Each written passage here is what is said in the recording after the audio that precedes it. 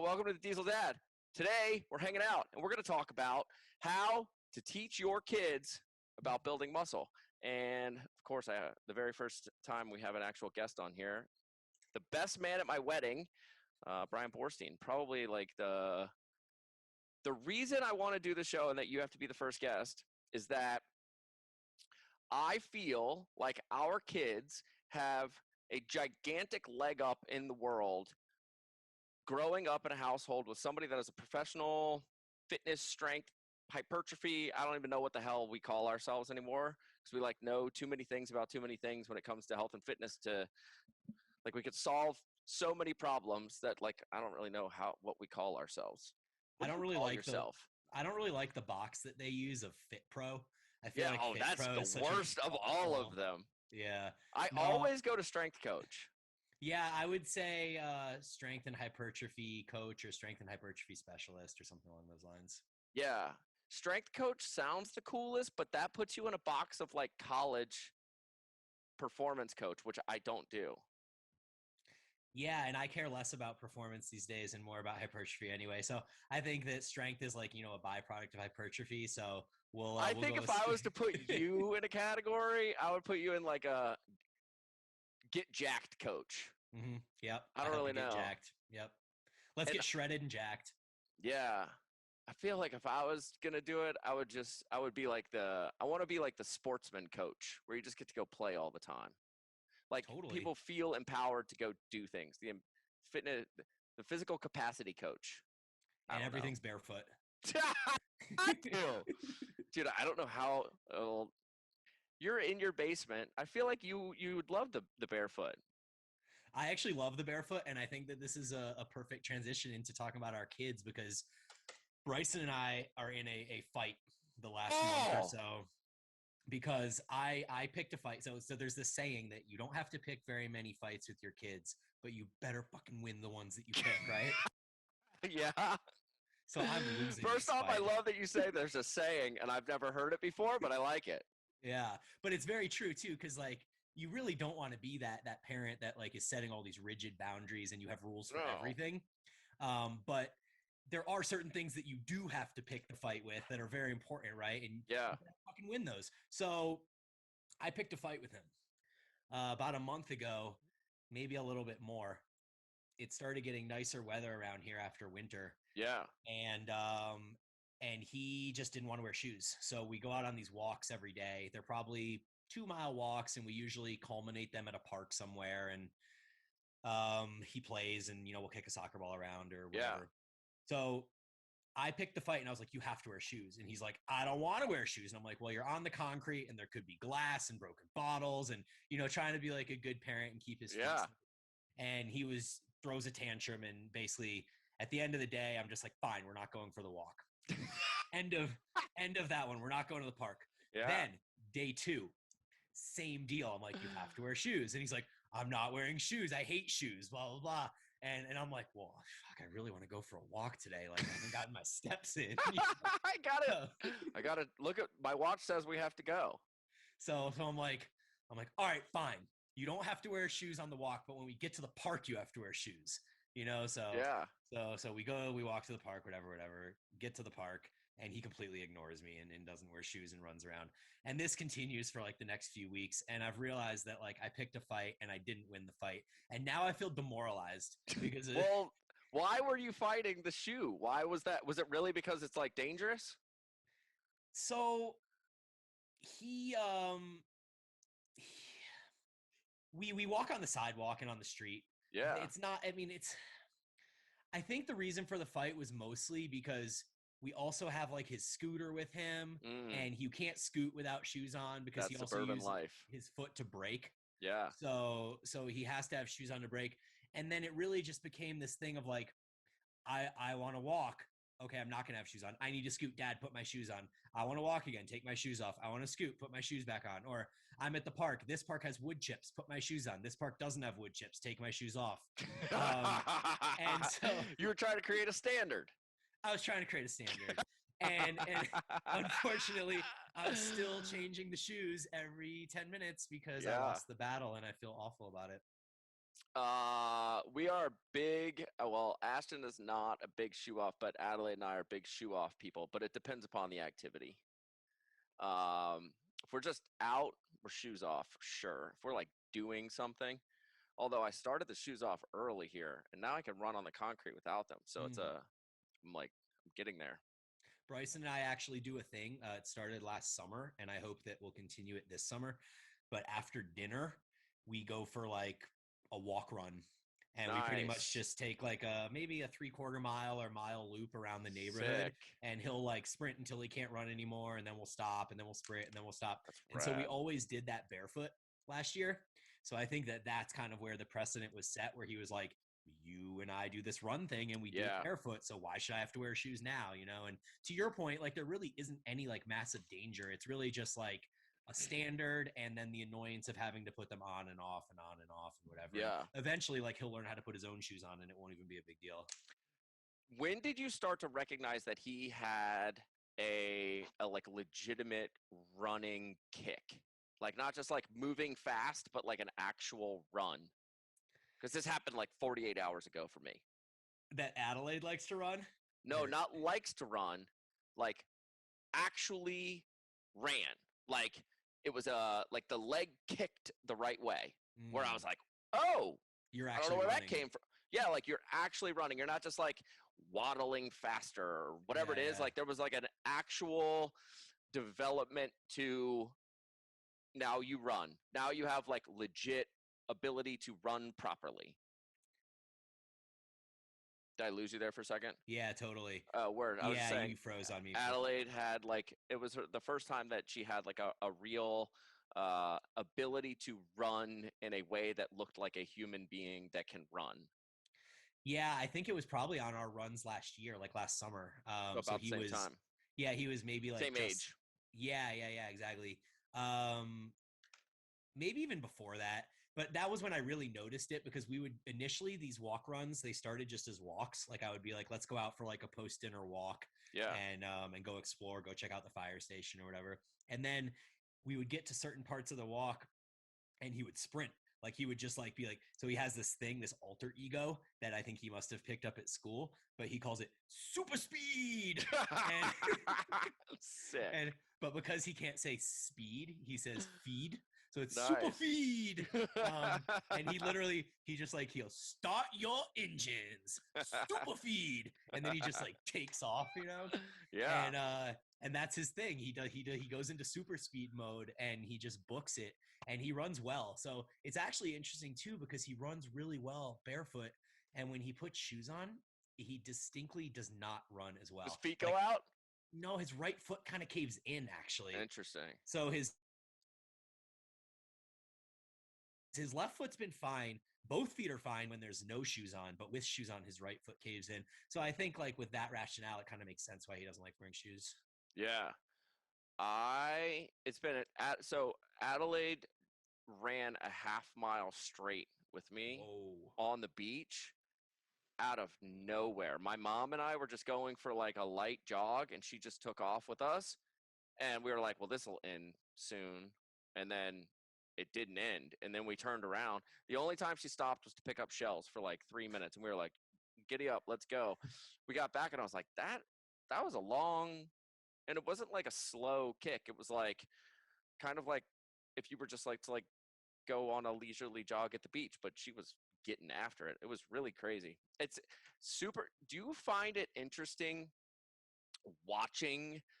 So like when you're coaching somebody, you're always thinking like, how do we progress or regress movement to get you to the place that you're at?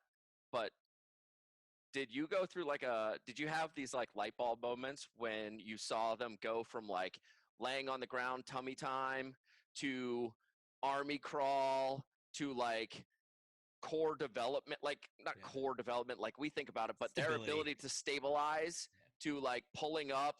Did you find that whole process to be just so wild from like a movement perspective? Yeah, absolutely, man. They're impressive creatures. It's so wild. And it's even more wild like to watch I don't know how long Adelaide did this for, but both my kids did the whole furniture walking thing. you know, Like where pushing you're things around. where you're holding on to like different Oh yeah, yeah, furniture. yeah.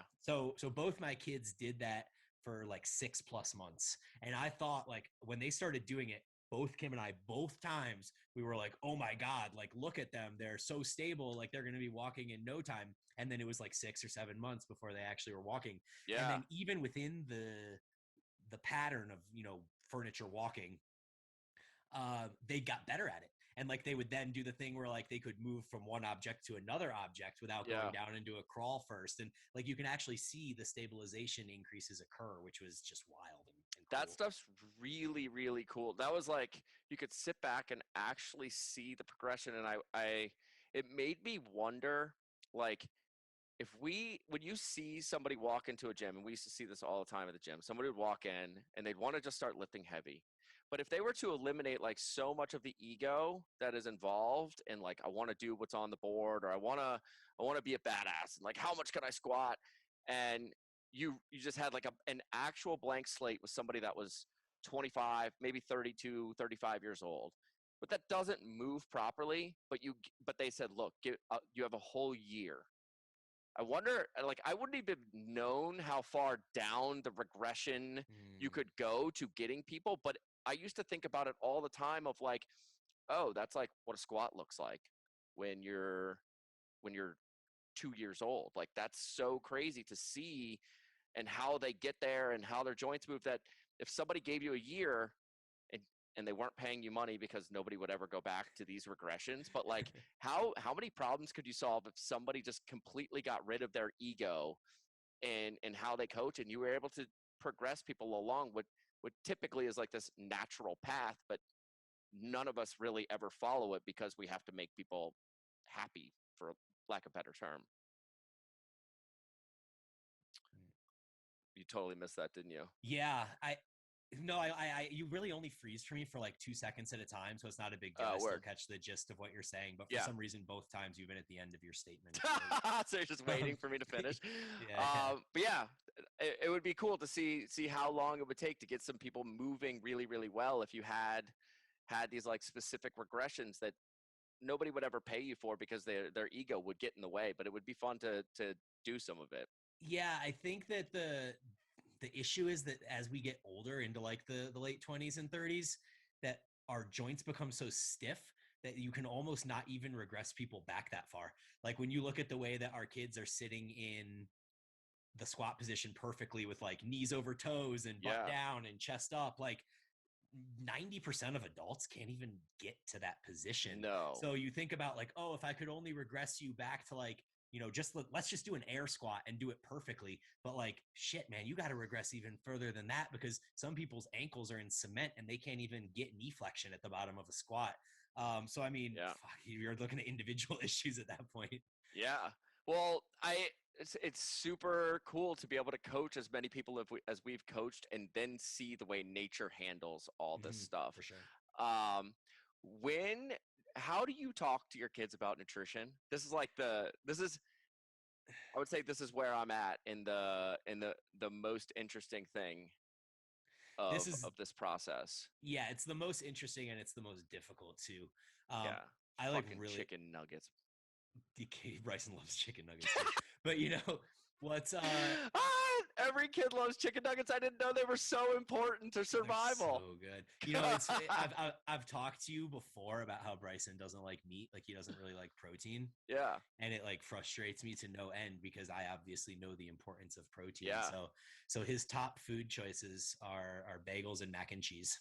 Those are his Interesting. two favorite foods, and then close Does he seconds put would up like be. a hard battle if he doesn't get that once or twice a week? Yeah, I mean, it's pretty much gotten to the point at this. I mean, he's probably the most stubborn kid I've ever met, and I've seen a number of kids through friends' parents and school Yeah. and stuff like that. He's extremely stubborn. Um, he outlasts Kim and I. So when we talk about like picking They're battles and making savages sure at that we're that. gonna win, no, it's unbelievable. So every day for breakfast now, we basically are meeting him in the middle. So I've explained to him how food is energy. That's the way I'm trying to explain it, is like food is energy, and different foods just have different energy benefits for you. Yeah. Some are going to give you energy that's going to sustain you longer, and some are going to give you short-term energy that's then going to dissipate and you're going to feel worse afterwards.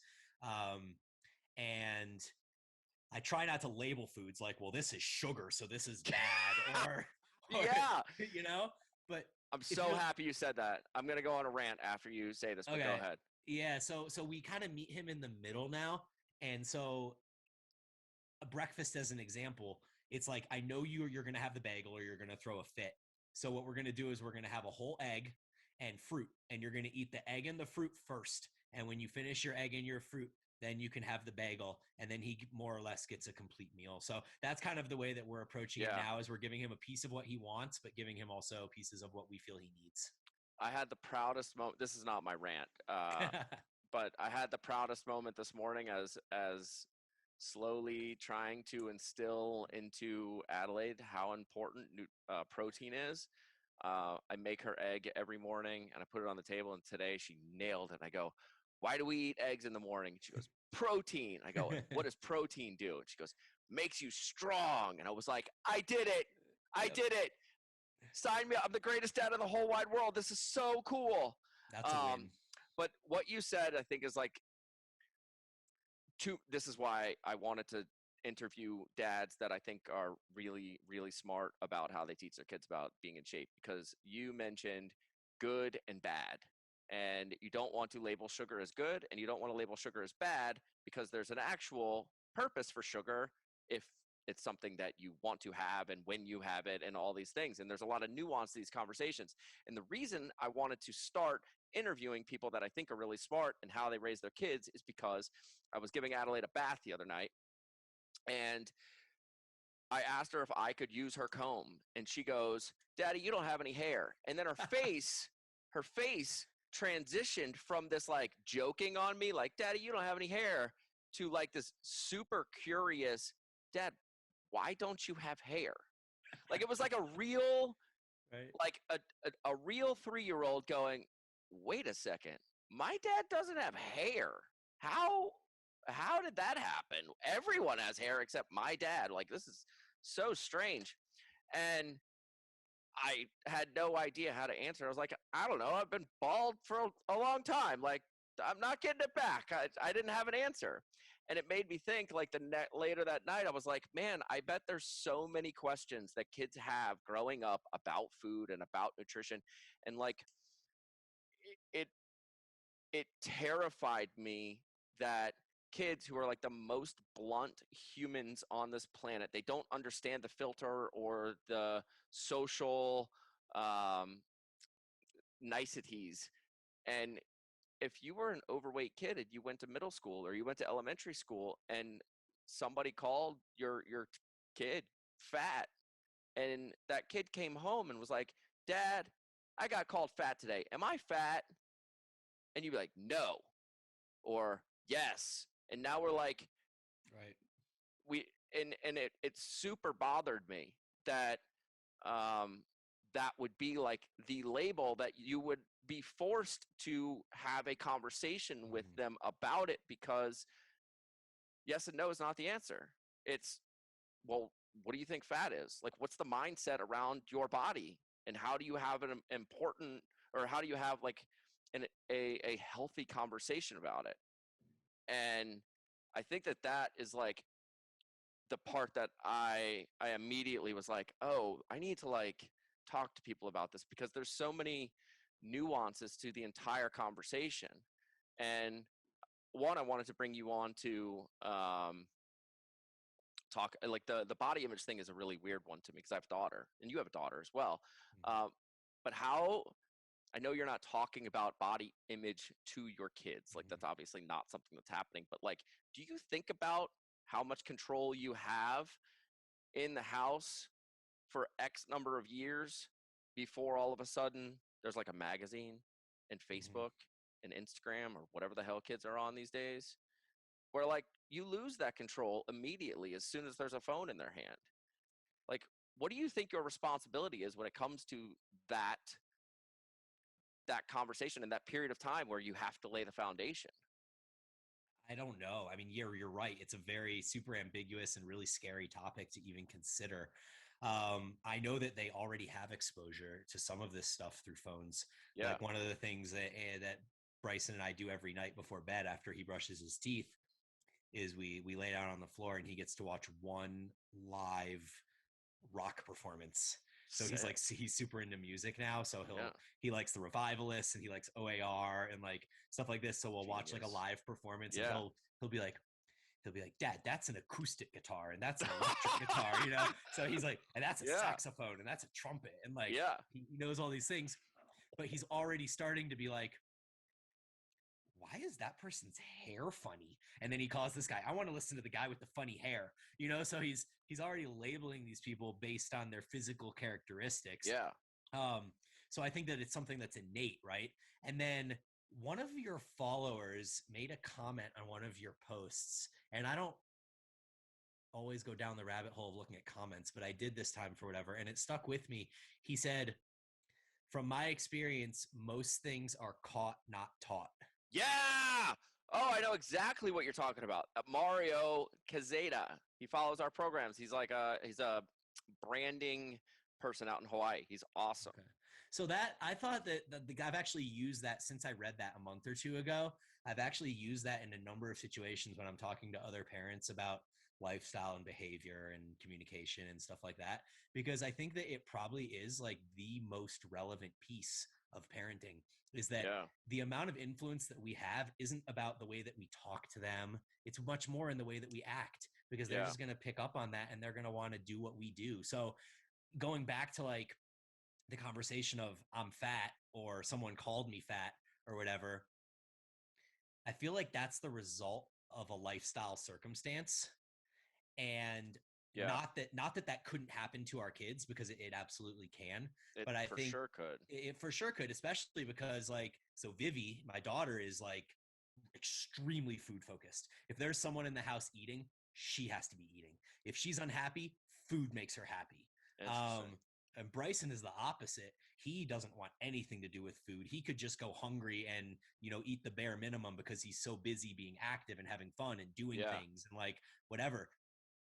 So it's very real that despite the fact that we have these professions or whatever, that Vivian could end up growing up and having issues with her weight, especially as a girl, especially as someone that's going to be a little bit shorter. I think her body style is probably going to be a little bit different than Bryson. And so these are just, I think, things that need to be integrated within the construct of our lives over the next decade. Yeah. Versus being something that we're like, oh shit, our kid's fat, we should probably talk to them about this. Yeah, for sure. You know, it that single question came to me, and I was like, well, how would I answer it?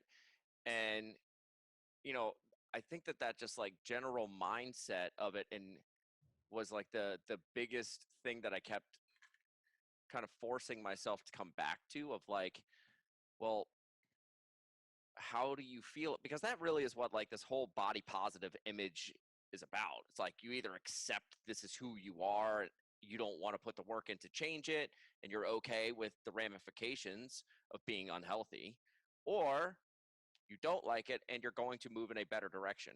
And I don't know right or wrong, and compared to that, and I'm probably missing a lot of nuance as well.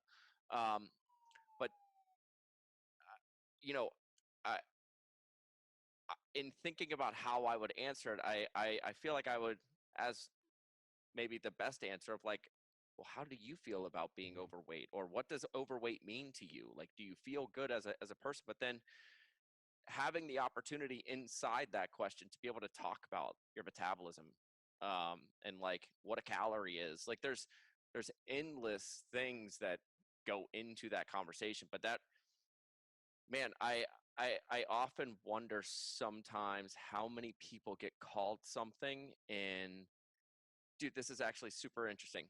Did you listen to Demi Lovato on Rogan? Nope. So Demi Lovato she's super, super famous, obviously, but she was one of the child actors on Barney. Like, that's how Hmm. long that girl's been famous for. And she had a giant eating disorder. And the reason she adopted her eating disorder was because somebody in middle school, after she's like selling out stadiums as like a middle schooler. But when she went back to school, some girl called her fat. Probably just out of pure jealousy. But it wasn't just like she called her fat. She had a mom that had an eating disorder as well. So once she got called fat, now she immediately just started following the roadmap of how to have an eating disorder, which she had been witnessing and watching for so long.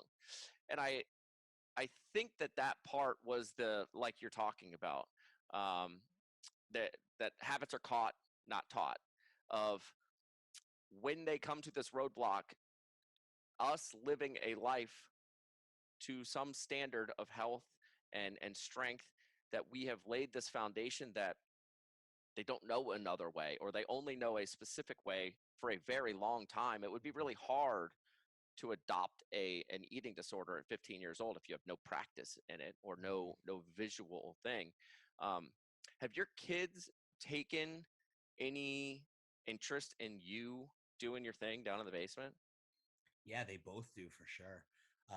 They're actually both obsessed with my room. Like I keep it locked, and whenever we go down in the basement, they're both like, "Can we go in your gym?" And Vivi's like at the door, like banging it down. Nice. So she's They know only, that's your dojo. It's so rad. yeah. She's only 16 months old now, not even 16 months, and she's there's a couple times where like a month or two ago, she wouldn't take her morning nap when she was still doing morning naps. And so I would be like finishing up my workout and I'd have a couple sets left. So I would kind of like set her down in the gym and she would watch or whatever. And for whatever reason, the two exercises I always did when she was down there, because they were at the end of the program, were cable exercises where I would grab these little handles and pull on them. So she caught it all. You know, she walks in the room and the first thing she does is beelines for the cable machine, and she sits down like I was sitting down and grab the handles and starts trying to tug on them and goes, you know, and she's doing this thing. And Bryson's obsessed with it, less from the side of wanting to lift the weights, and more from the side of climbing on the machines and using them as play fire trucks. Yeah. But he did express interest one day, and the smallest dumbbells I have were 5s. So I was like, all right, you know, what's the best? What can I have you do with 5s? He'd already like deadlifted them and farmer carried them. So yeah, I was like, all right, let's try a bench press, right? And so he has these little 5-pound dumbbells down at his chest, and I'm holding his wrists, and he gets them up here, and then he just drops them, and I was like, oh, no. like I was, like, dude, I felt, mom's gonna get pissed if you get hurt. exactly. And not only that, but I felt awful because I guess I didn't think to explain to him that when you get to the top, you then lower them back down again. It's not just up drop, right? Because in his mind, that's I guess what he assumed you would do. But I lifted it. I couldn't have known. Like I thought that because he sits in there and he watches me work out sometimes that he would just get it. But that's so absurd to think that of all the things that are going through his mind, that he's paying attention to how I lower the weights down. So in retrospect, I was like, okay, this is a really good learning lesson. I'm glad I learned this with 5-pound dumbbells. Yeah. And I'm going to take a year off before we try this again. But like he really doesn't show a ton of interest in it, aside from picking the dumbbells up and farmers carrying them, which is a huge favorite of his. Vivi, for whatever reason, has shown interest though. Like she'll walk into the room and point at stuff, and like when I'm working out, she just sits there and like watches and stays out of the way, and you can tell she's taking it all in. So yeah, I think it's very interesting. I had Adelaide only, so she's only really cared if to like hang out with me in the gym specifically if one of her friends is in here and I get her friend like to hang on the pull-up bar, then she immediately wants to do it. She hung on a pull-up bar for 20 seconds the other day, and I was like, that's savage. Yeah. Did you have your like arms around her like this to catch her when she fell? Yeah. But the cool part is like, so we have like one of those little cars, and it's broken. The battery's totally dead. So I used to put her in it when she was a lot smaller, and I would still do it, but now she's got one that works. And in order for it to go, I basically have to like sled push her down the street as fast as I could go. And it was like part of my workout. Like I would just throw her in there and I would just cruise up and down on this pink Minnie Mouse car that didn't have a battery. It's like actually a phenomenal Yeah, sled. totally. And we just threw it out yesterday because it was so annoying that it was broken all the time. But she would put people in the car and start pushing them down the street. And I'd be Because like, that's what Daddy does. Yep. that's the only thing. And it just makes you, when you see that, you go, oh, if they don't know these things and there's only one way to get that car down the street, they're going to figure it out. Yep. And it makes me really think a lot about like how much we like, how much we challenge them of like, no, push the car down the street. Like that's the hard way to do it. That's going to make you stronger and faster. And I don't have to say all those things, but now she's got this dune buggy that goes like Mach 4 down the street. I'm like, this thing's doing nothing for learning, Right. but it's way cooler. And if we can like, for like getting them out to the soccer field and seeing you do sprints and things like that, I feel like that stuff and having them just around it is insanely important for just overall development and like exposure to it. Yeah, for sure. I'm sure Adelaide does the same thing, but whenever we go to the park, there's always little kids like between maybe 4 and 8 years old having soccer practice or baseball practice or whatever. And he just kind of sits around and like stares at them and he's like, Daddy, I want to play soccer. And I'm like, I always feel bad because I'm like, man, I really do need to get him signed up for soccer. Have you guys talked about doing any sports with her at all yet? No, we did 12, 13 weeks of gymnastics, and then COVID hit, and literally like the Saturday morning that everybody was like, this is real.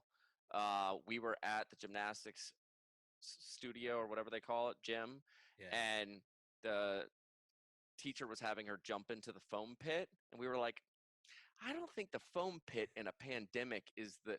When was the last time these things all got washed? Like, how much sweat is in here as well, just getting soaked up by these kids? And so we've done a bunch of swim lessons, but I think that the like playing with kids, obviously, I think that the bulk of what I really focus on and like just trying to get a general like physical capacity that of athleticism is like um a lot of just wrestling and throwing, like throwing her onto the bed, having her jump off the bed, um doing squats, basically thrusters. Like, dude, body awareness is a really interesting thing that your brain have you read, wait, hold on, I'm gonna lose the name of the dude's book. Shit, we interviewed him. It was Spark. Have you read Spark? Who's the author? Do you remember? John Rady, Dr. John Rady. I'll check it out. I think it's either Harvard or MIT. He's out of, but super smart dude. He actually worked with Reebok when Reebok was in CrossFit pretty deep in the beginning. But he's a neuroscientist, brain dude, and his whole thesis, and he's written multiple books on this, is that our prefrontal cortex and the what's the deep brain, the reptile or the monkey brain, is connected by holy crap, I shouldn't have brought this up without remembering all these fun BDNF. And BDNF is the protein inside your brain that connects the two so that old brain and new brain can communicate with each other. The only way, shouldn't say the only way, the most optimal way to get your brain to work more efficiently is through movement, in that BDNF is activated and connects your old brain with your new brain in a way that if you are waking up and go for a run or lift weights or just do something, that you just develop the ability to problem solve at a much higher speed. And over time, you become much smarter over all of the testing that they've done over the years to prove this.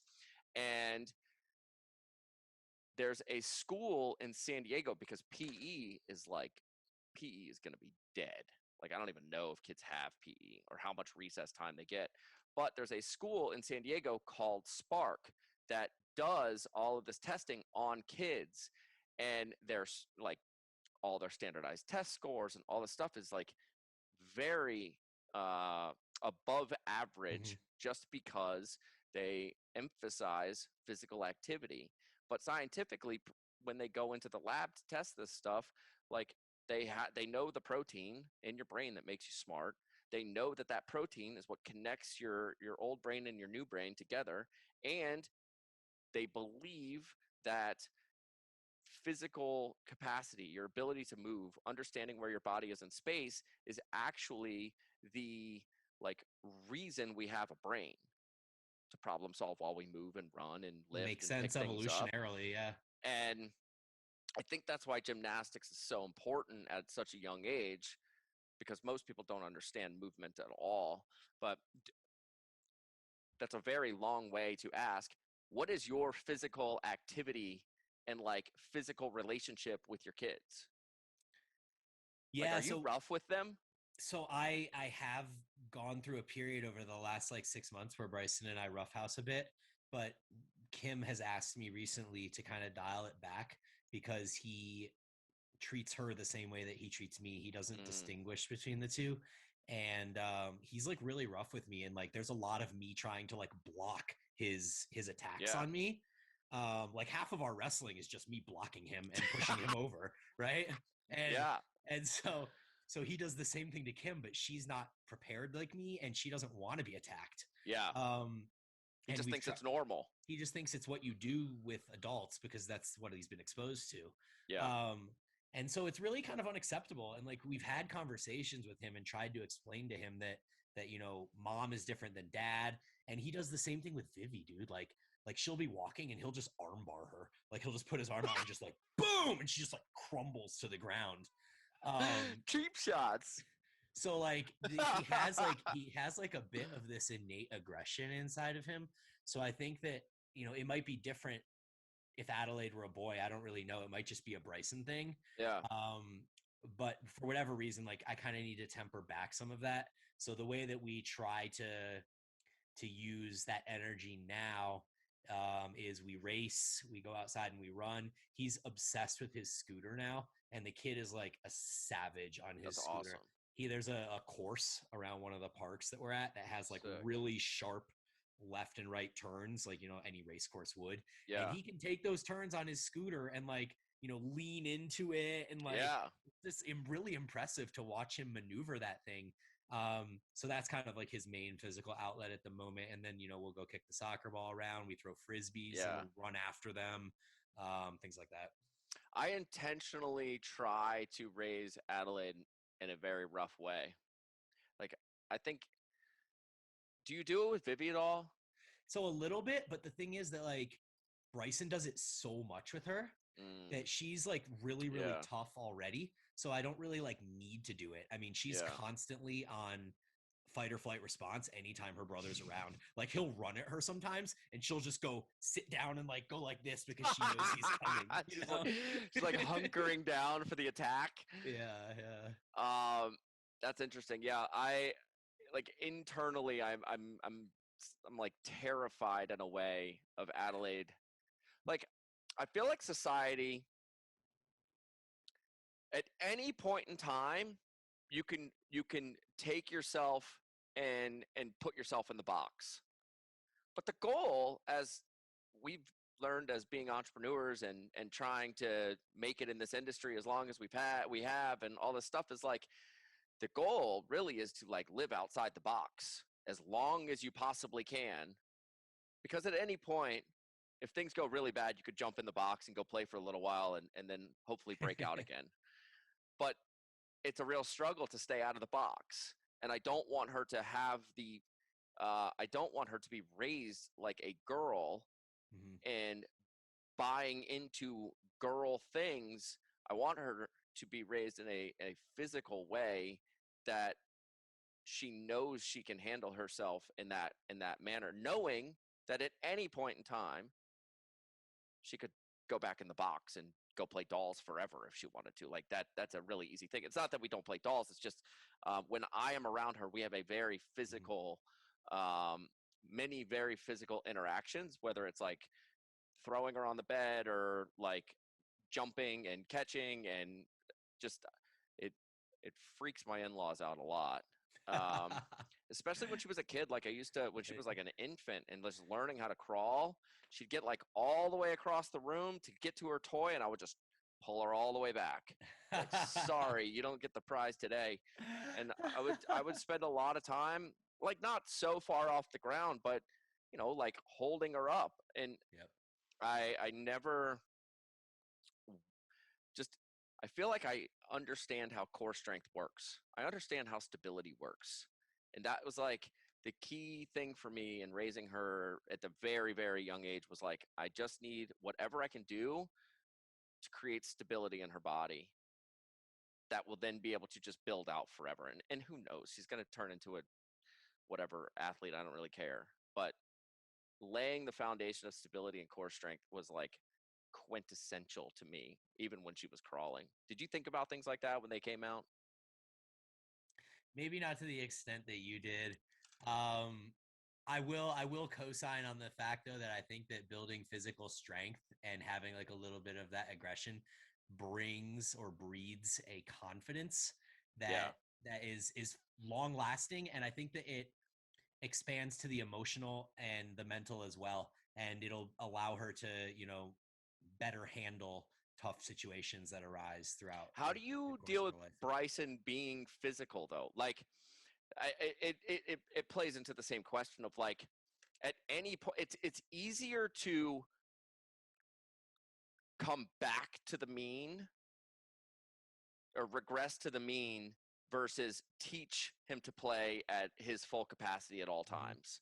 Like you can always try to dial it down, and as he matures, he'll understand where right Yeah. is or normal is.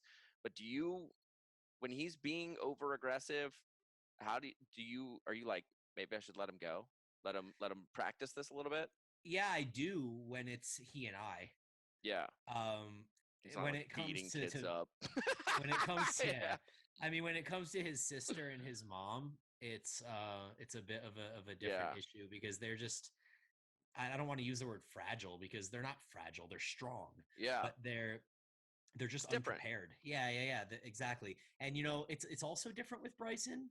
I think there's like a lot of contrast in our situations because I don't know if you remember, but when Bryson was like 18 months to 24 months, he went through a hitting stage where he would be at the park and he would be hitting every kid that he came across. To the point that we just didn't want to even take Yeah, him to the park anymore because it creates that awkward interaction with the other kids' parents and like that yeah. whole thing. So he's always kind of had a propensity toward the side of being aggressive and physical. So it's never really been something that I've had to work to implement. Yeah. Have you taken him to like, I don't know when this is, you're even allowed to start this, but like jujitsu class or anything like that? No, we haven't done any of that. I mean, right now I'm his punching bag, and I just kind Yeah, of like I'll push him over when he gets too aggressive, and he'll be like, totally. "Hey, you hurt me! You pushed me over." I'm like, "What are you trying to do to me, dude?" All Like, right. You think this only goes one way? You're gonna yeah, lose sometimes, bud. yeah. So Um, yeah, it's I we've had to do that with Adelaide a little bit, and I know it's my fault, but I'm very hesitant to I'm like super hesitant to actually say calm down. I let mom mhm, say calm down way more than I do. Like my bandwidth for her physicality to other kids is much higher. Like it needs to there needs to be like tears before I intervene, mhm, or another parent around where I go, well, they probably don't like this too much. yeah. But yeah, I don't know. It's an interesting thing because I have you noticed your perception of raising a boy versus raising a girl towards that? Like, Yeah, I mean, Vivi's not old enough for me to really know yeah. yet. I know that she was like this precious little sweetheart girl when she was younger, and that's weird saying that when she's 16 months old. But but but she now lost she's it like, all. It's all gone. she's a hoss now, man. And I think that a lot of it has been ingrained from the way that Bryson treats her. Yeah. So I think that out of necessity, she's become more aggressive just as a means of like being able to defend herself and like put up with his torture. Yeah. So yeah, it's all very different. I don't exactly know. I think we should totally revisit this conversation when Vivi's like Adelaide's age now, Yeah. when she's like 3, and see how she is at that point. Because it really is interesting to see like such big contrast between like you're kind of promoting this aggressive atmosphere, and it might be because you have a girl, or it might just be the same even if you didn't. And then for me, I feel like I'm having to be on the other side of it and almost like pull it back a little bit. Yeah, well, and it's also really interesting because I see Doug's kids, and Doug's like comes from an MMA fighting background, Right. like actually in the octagon, not just practicing at the jiu-jitsu studio. Like, so his kids grow up in a manner where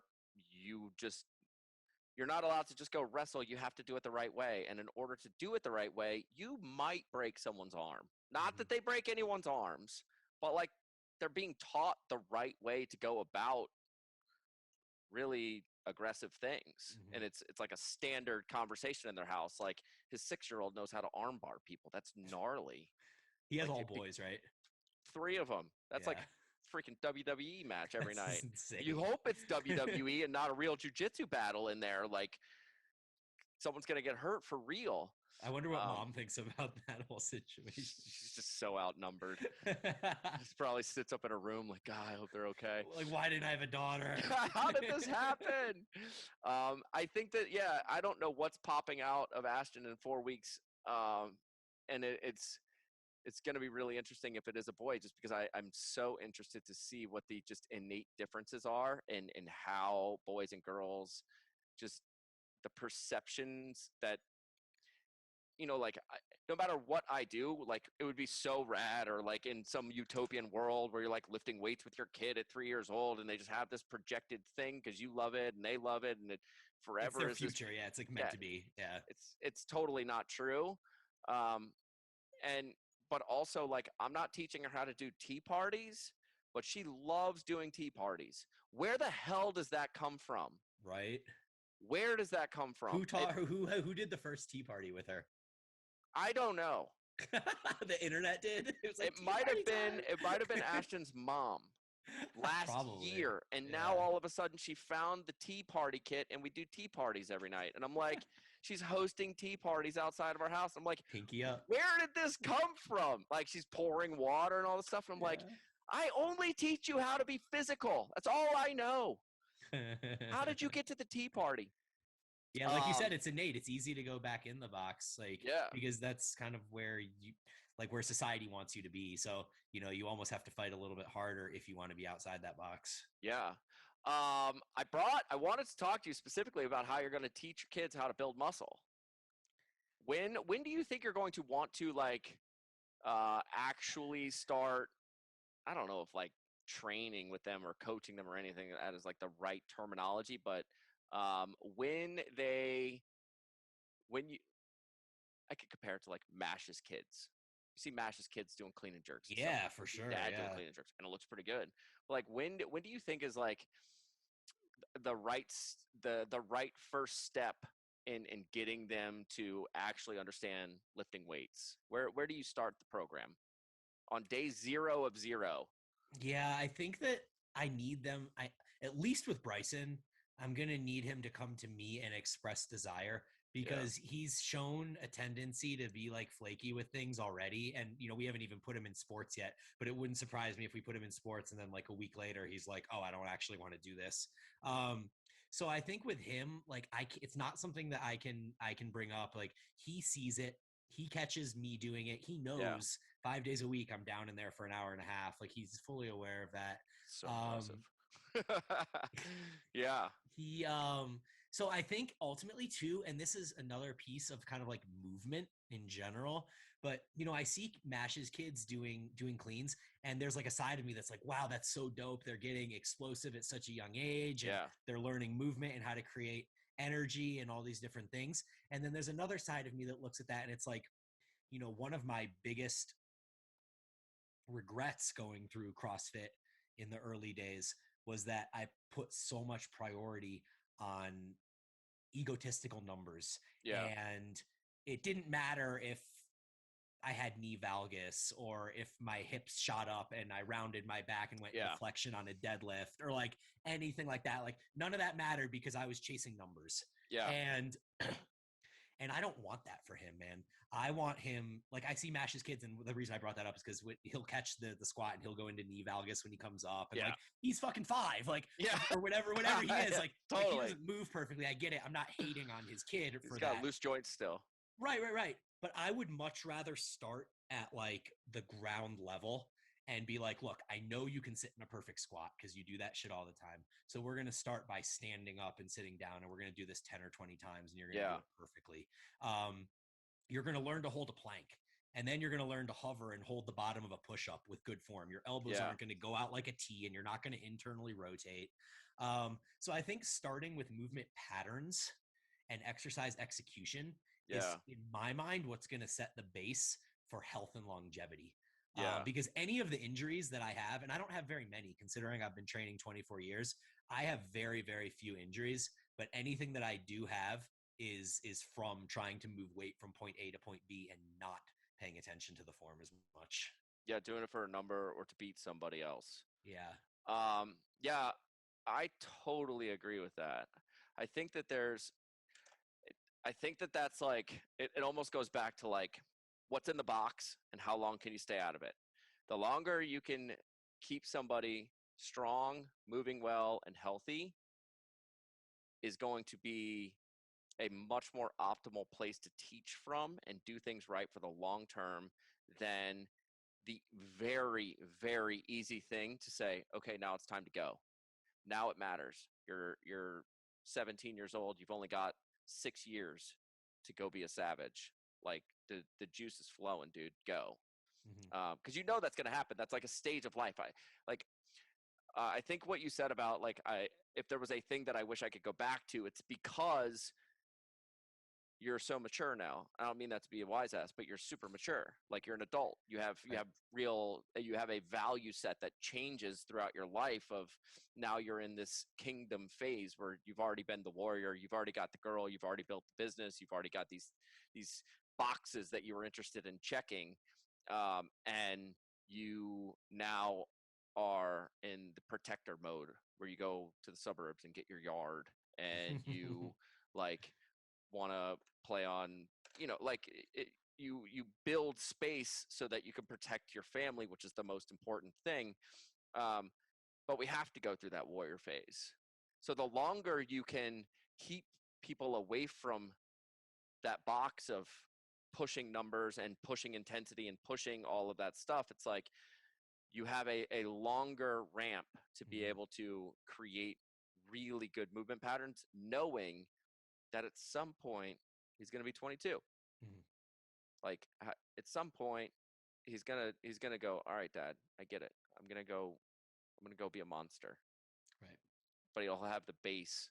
Like that's really, I think the goal for me is to like, how big of a base can I create before I have no control?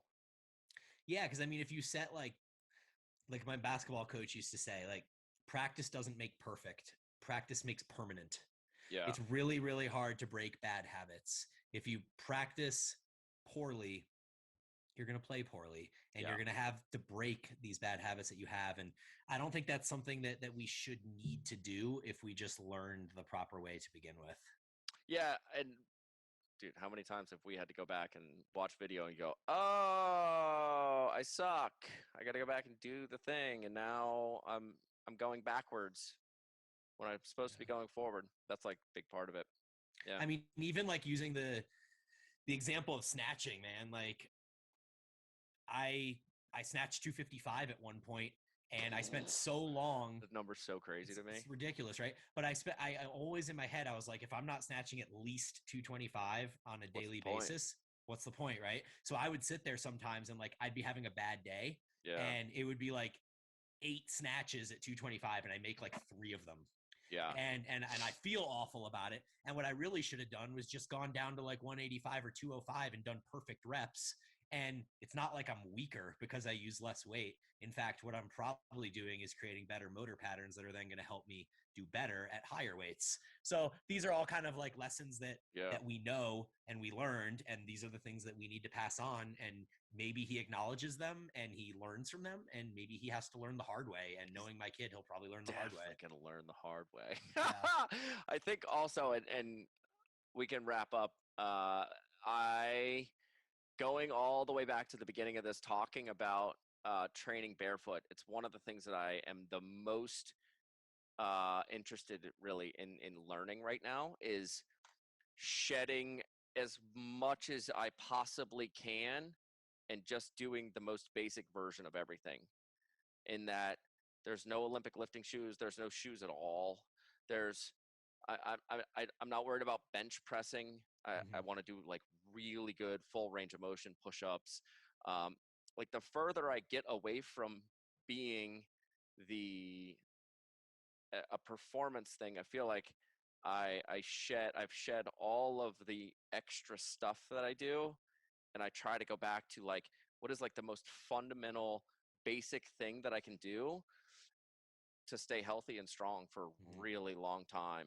And that question just it makes it for me a very simple piece, because I completely agree that like so many things we did when we were competing and pushing and doing that as hard as we could, like I was banged up all the time. I still have a weird hip. I still could have a bad knee. I still have a bad ankle. Like I remember when I fucking shattered my toe and then Yeah, you dropped a snatch on it. yeah, like competed at regionals 3 weeks later or something. It's Yeah. like all those things are still there, but by shedding everything, you get to go back and rewire all the movement patterns. And Yep. I feel like that's almost like the big goal. I feel fine. I don't feel injured, but I still only want to go back and like rewire and make those better and better. And then when I feel really good, then I can go lift weights perfect, which is really cool. Exactly. Yeah. I mean, if you only cleaned perfectly all the time, then you would never do like Yeah. a sloppy 315-pound clean. You would just not Oh, clean it. You would yeah. just stop at whatever weight you could do perfectly, and your body would thank you for it. I mean, movement is the Yeah. basis of everything. So that's where I start with the kids for sure, is going to be just establishing movement Yeah. that makes sense, that will set them up for life. Do you ever deadlift 315 and go, how the fuck did I clean that? Yes, every time I deadlift 315. Yes, every time. You go, wait a second, I put that over my head? No way. How? I didn't put that over my head, by the way. I only cleaned it. I only did it once or twice. Yeah, Had to. Cena was in the house. What a that's dude. right. When He got Cena's married. there, you got to. Did he? That's what Asher told me. Nice. That's I've awesome. seen no public. I've only seen pictures. Now he's skinny, man. Different He dude. is super skinny. Yeah. He is super skinny. I That's when you barely get all recognize Hollywood. him. That the Super Bowl commercial, I barely I had recognized to him. text you. I was like, look at this little ass dude. Yeah. Look at this little ass dude. I Probably know. weighs like 240. I want to know what his maxes are now. I wonder if he's gonna have kids. Yeah, when we were with him, I feel like he didn't really seem like that was his future. He didn't really like talk about it at all in that way. I'll never forget that plane ride when we were talking about kids, and I was still like really up in the air if I even wanted to get married or have kids, even though I was like dating Ashton at the time. I really didn't know if I wanted to have kids at all, and you were like really into it. You were like, I definitely want to do it, and his response to both of us was, you can never. It was like you can never undo it, and you can't. And he was like, I'm not willing to trade my career for basically other people right now. It's an opportunity cost, yeah. Yeah, and that was like, I actually like specifically remember that, where he like it was like very adamant, and then even more so on the show.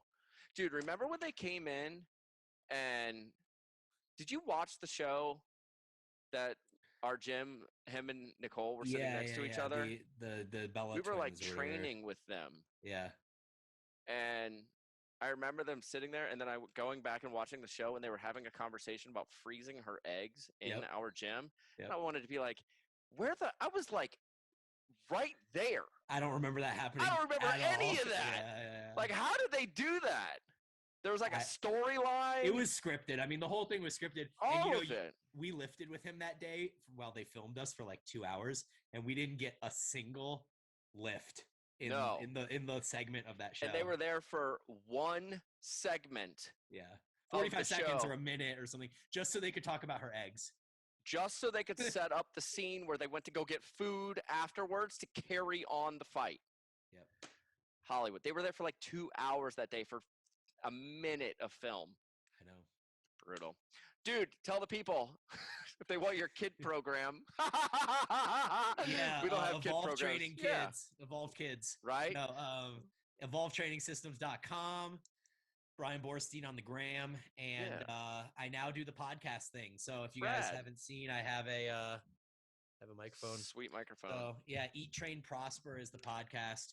We focus on hypertrophy and optimizing body composition. So it's a little bit nuanced, but that's what we focus on these days.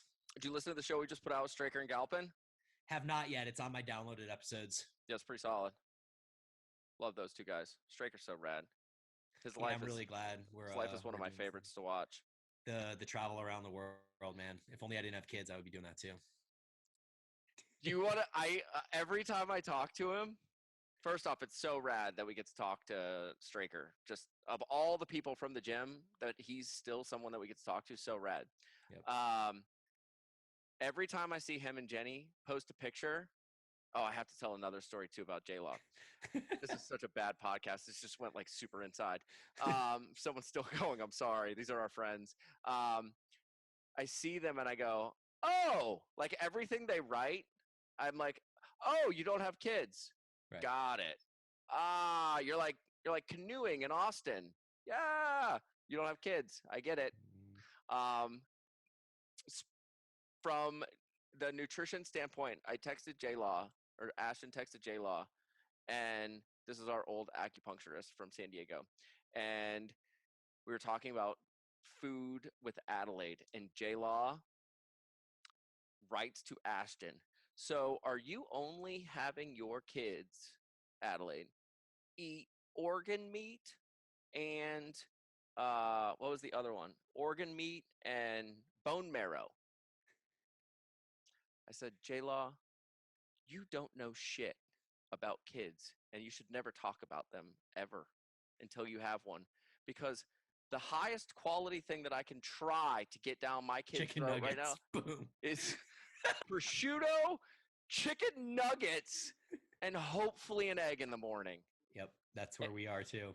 And string cheese. I consider that a protein. Endless string cheese. We could eat string cheese with Paw Patrol on it because it's got enough protein to get to 20 grams a day, and that's all I care about. Yep. No, totally. That's really funny. J-Law still follows my programs, and she's referred me a couple people, but that is pretty absurd. And you know, my brother actually does feed his daughter organ meats, so J-Law would be really proud. They need to connect. God, that's hysterical. I'm Anders Varner at Anders Varner. We're Barbell Shrugged at Barbell_Shrugged. Get over to barbellshrugged.com/dieseldad. For all the busy dads getting strong, lean, and athletic without sacrificing family, fatherhood, or fitness.